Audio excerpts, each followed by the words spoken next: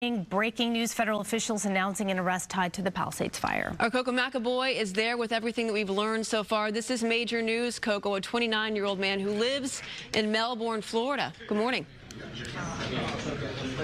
Good morning. This really is a major announcement. More than 8 months following the deadly Palisades fire, an arrest has now been made. Let's get right to it. Let's show you the mugshot of the person who was arrested. That is 29-year-old Jonathan Rinderknecht. He is charged with destruction of property by means of fire. That is a felony with a minimum 5-year prison sentence, and it's punishable for up to 20 years in federal prison.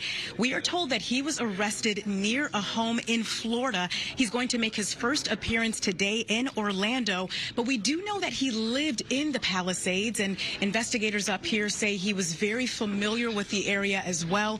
They believe they have enough evidence that will stand up in trial. Now, I want to show you the screen over here because this is what they pointed to during the press conference. They said that among their evidence is digital evidence, including a ChatGPT prompt that is showing that burning forest and a crowd fleeing from it. They say that Jonathan Rinderknecht actually generated that image here on his ChatGPT a few months before the Palisades fire started. They also tell us that he was working as an Uber driver while he was here in the Palisades, and they said that they spoke with 2 of his passengers, and they said that he appeared agitated and irritated right before that fire ended up igniting that evening. We're also told that he lied about where he was to police, but they say that cell phone data puts him near the scene of the crime. That is according to U.S. Acting Attorney Bill Asaley. He also tells us that they have more evidence, and they believe that he could face more charges in the coming days that could include homicide. That's not a charge that's on the table right now, but again, that could change within the coming days.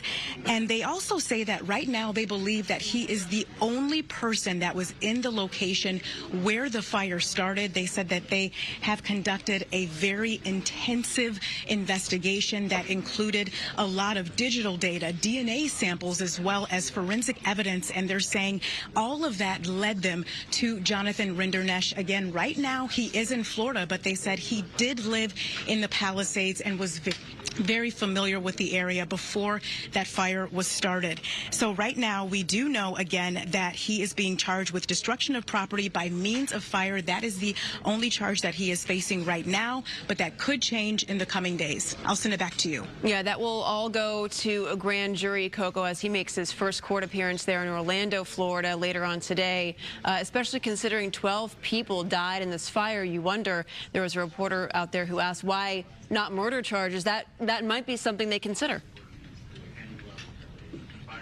Absolutely, and that's what it sounds like, but they really have to make sure that they're going to be able to stand in trial with this, and so that's what that ATF special agent was saying. He said for sure with the charge he has right now, they know that they're confident that he will be able to withstand with that charge, but they're going to continue looking at the evidence, of course, and it is not completely off the table that he could face more charges, including homicide, because as you mentioned, that fire did kill 12 people.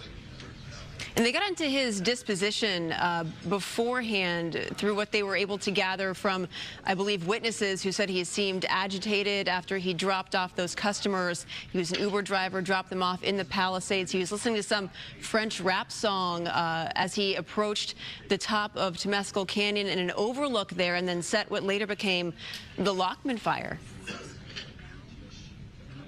Right, and they were saying they really don't want to get into motive too much, but they do believe that this is someone who was really into fire. He obviously, they're saying, had that ChatGPT image generating that fire, showing people fleeing from it. This was a few months before this fire actually started, and then they're also saying that he was listening to that French rap song that also talked about fire as well. So definitely something that they're going to be continuing to look into.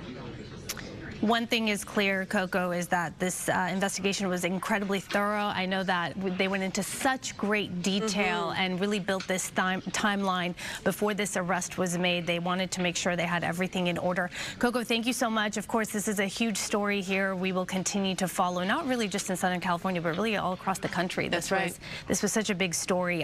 One of the most destructive fires in LA history, truly changing the coastline of Southern California.